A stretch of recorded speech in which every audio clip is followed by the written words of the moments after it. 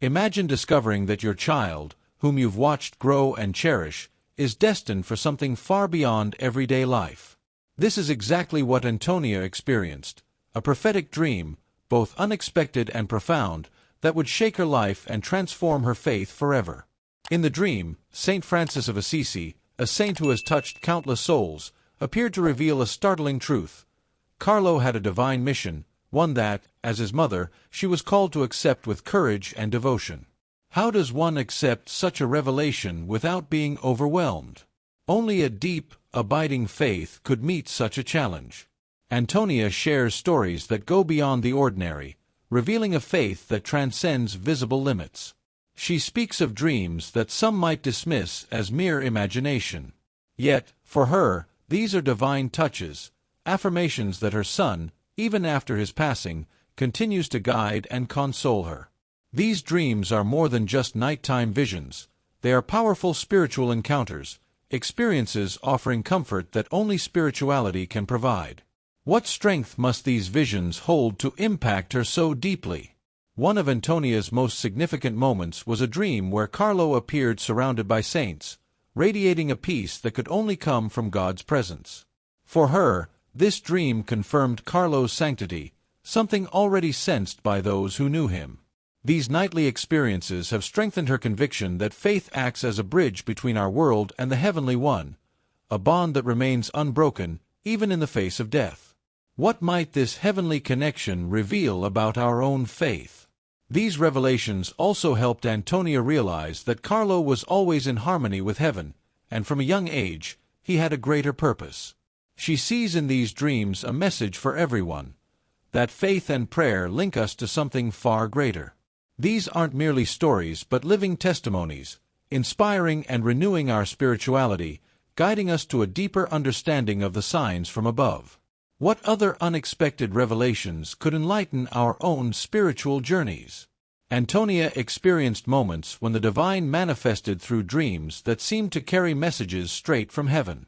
In one such experience, she saw Saint Francis of Assisi, whose presence felt so real it was as if he stood beside her.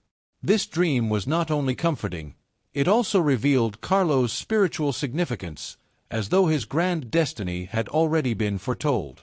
How might such a message influence our own perception of faith? Another dream that left a deep impression on Antonia was one where a gentle yet firm voice told her that her son would soon pass. This dream was one of those moments that challenge our understanding of life and death's mysteries. For Antonia, it was as though heaven was preparing her heart for the inevitable, showing that, even in life's most painful times, faith gives us the strength to accept the seemingly unendurable. What other mystical signs might prepare our hearts for the inevitable?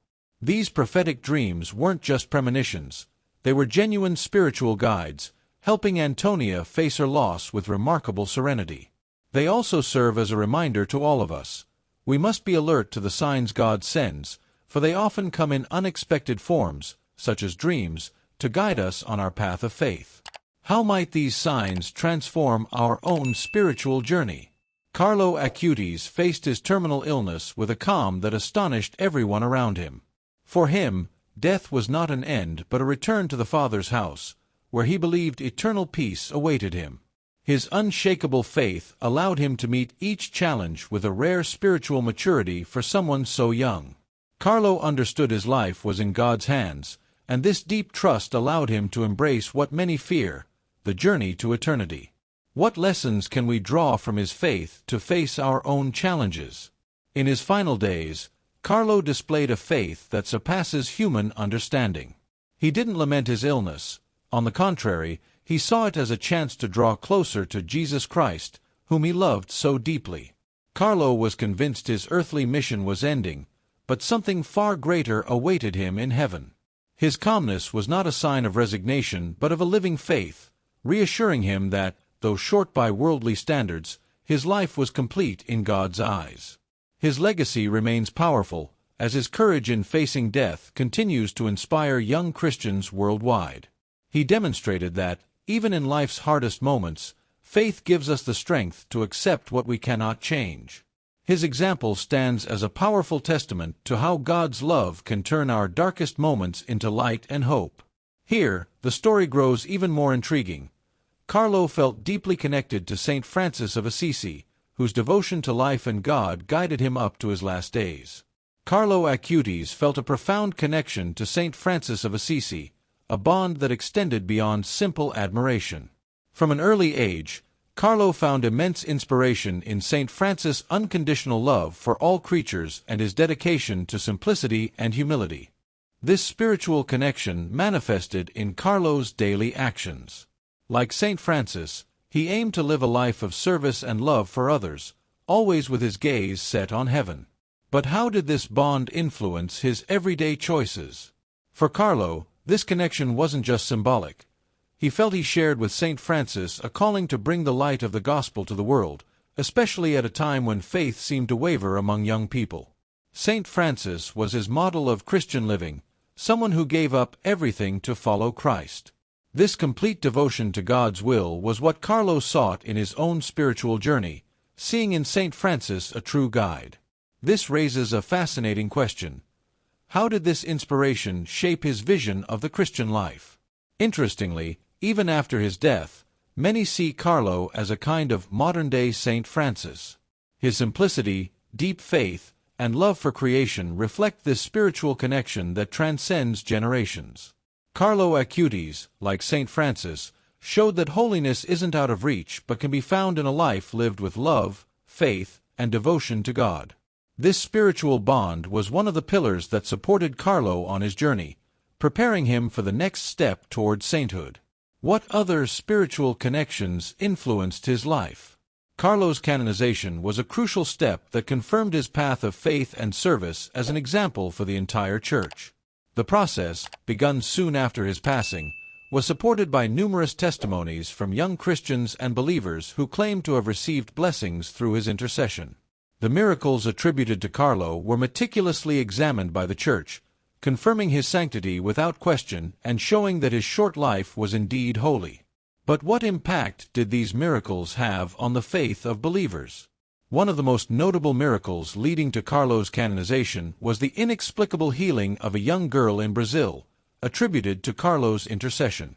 This event not only strengthened the faith of many, but also highlighted the power of prayer and devotion to a young man who lived with such purity and commitment to the gospel. Carlo's canonization wasn't just an official acknowledgement of his sainthood, it was also an invitation for young people everywhere to follow his example of Christian living. How did young people respond to this event? The canonization ceremony, which gathered people from all over the world, was a moment of deep emotion and faith. Carlo was declared a saint, and his life became a beacon for all who seek to live with integrity and devotion. From that moment, Carlo Acutis was no longer just a pious young man, but a heavenly intercessor whom we can all turn to in times of spiritual need. His mother, Antonia witnessed her son's legacy flourish, prompting her to continue the mission he began in life. How did Antonia carry on this mission? After Carlo's death, Antonia found the strength in her faith to continue the spiritual mission her son had begun. She committed herself to carry on his work and share his message of faith and love while advancing his cause as a model for future generations. It's a story of perseverance and deep faith, which continues to inspire and guide those who seek to follow Carlo's example. Determined to keep Carlo's legacy alive, Antonia founded an organization dedicated to promoting the spirituality and Christian values he cherished. This foundation not only preserves Carlo's memory but also serves as a platform for social and religious projects aimed at spreading the gospel, especially among young people. What makes this initiative even more fascinating is how Antonia, inspired by her son's life, has devoted herself to organizing events, conferences, and initiatives that encourage the practice of faith and prayer, core elements of Carlo's life. One of the Foundation's main goals is to strengthen young people's faith by promoting Bible studies and faith testimonies that help cultivate a lively and authentic spirituality. Antonia's mission is clear: to continue the work Carlo began, bringing the light of the gospel to every corner. However, how does she plan to achieve this goal, and what are the next steps for the Foundation? Antonia Salzano's work has been widely recognized by the Christian community, and her dedication has inspired many to get involved in charity and evangelization efforts. The mission she embraced after Carlo's passing is a powerful example of how faith can transform grief into service for others. Through her foundation, Antonia ensures that Carlo's message, that each of us is called to holiness, continues to resonate, touching hearts and changing lives. The question now is, how does Carlo's message continue to impact new generations? Carlo Acutis' life and death had a profound and transformative impact on his local community, on parishes, and in schools, reflected in various community projects that continue to thrive. In his hometown of Milan, Carlo wasn't just a devout young man. He was a source of inspiration and a central figure in many religious activities. His devotion to his faith and his ability to integrate spirituality into all aspects of his life left a lasting impression on the hearts of those who knew him. After his passing, Carlo's influence made a powerful mark.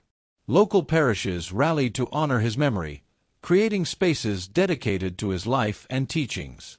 Many churches began organizing events and gatherings for young people, inspired by Carlo's example. He became a model of active, practical faith, and his life became a reference point for those seeking to live their spirituality in a more tangible and engaging way. How have these actions shaped the spiritual life of the community? Moreover, community projects naturally emerged as an extension of Carlo's legacy.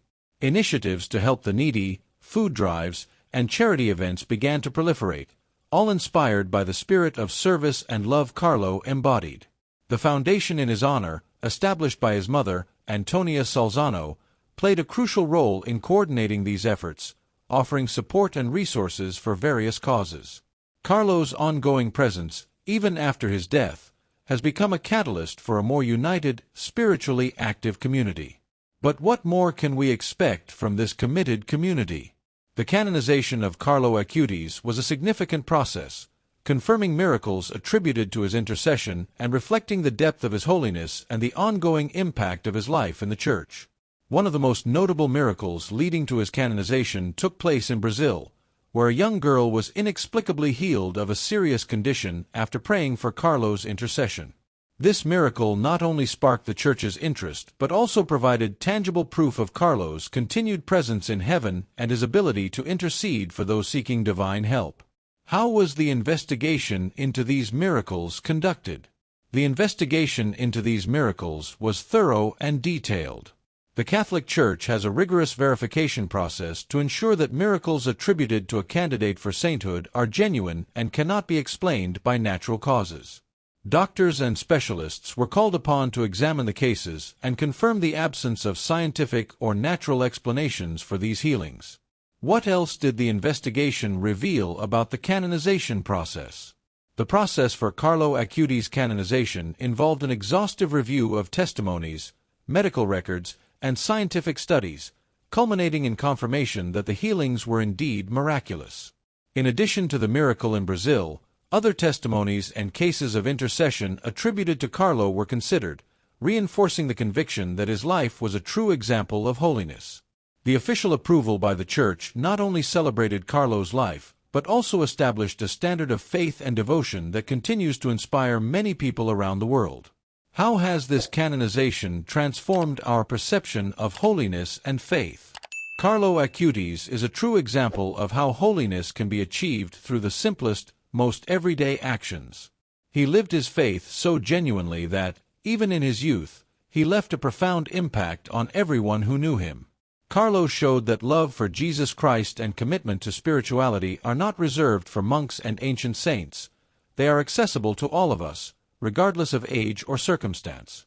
His way of life, always ready to help others and filled with devotion, is proof that holiness can be found in the little things we do every day. What other lessons can we learn from his life? Carlo's life invites us to reflect on how we live our faith.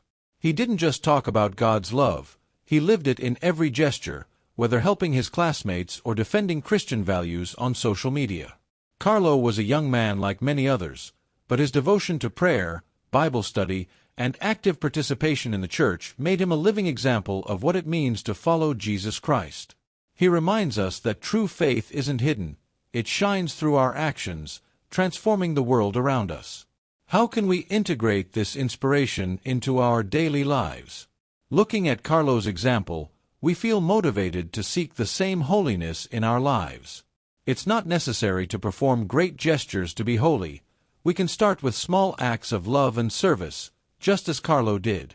His testimony invites us to examine our priorities and place God first, not only in our words but also in the daily decisions we make.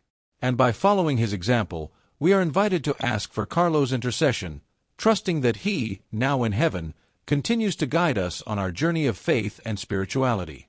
What steps can we take to follow his example? By following Carlo Acutis' example, each of us is called to seek a life of faith, love, and service. Carlo showed us that holiness is a path that is accessible to all who sincerely and faithfully wish to follow Jesus Christ. Now, as a saintly intercessor in heaven, Carlo is always ready to listen to our prayers and help us with our spiritual needs. Asking for the intercession of Saint Carlo Acutis is more than just a devotional practice. It is an act of faith that connects us with a young saint who fully lived the gospel. How can we make this connection meaningful in our daily lives? Reflecting on Carlo's life, we are invited to examine our conscience. Do we live our faith with the same intensity and love he demonstrated? Carlo inspires us to embrace spirituality in our everyday lives, to be living examples of Christianity for others, especially for young people searching for a deeper meaning in their lives. Asking for Carlo's intercession is a reminder that holiness is a shared journey, supported by the communion of saints. What changes could we make to follow this path? This is an invitation for all those reading these words to join in prayer, asking for the intercession of Saint Carlo Acutis to help us follow his example of Christian life. May we, like him, find in Jesus Christ the strength to face life's challenges with faith, joy, and hope.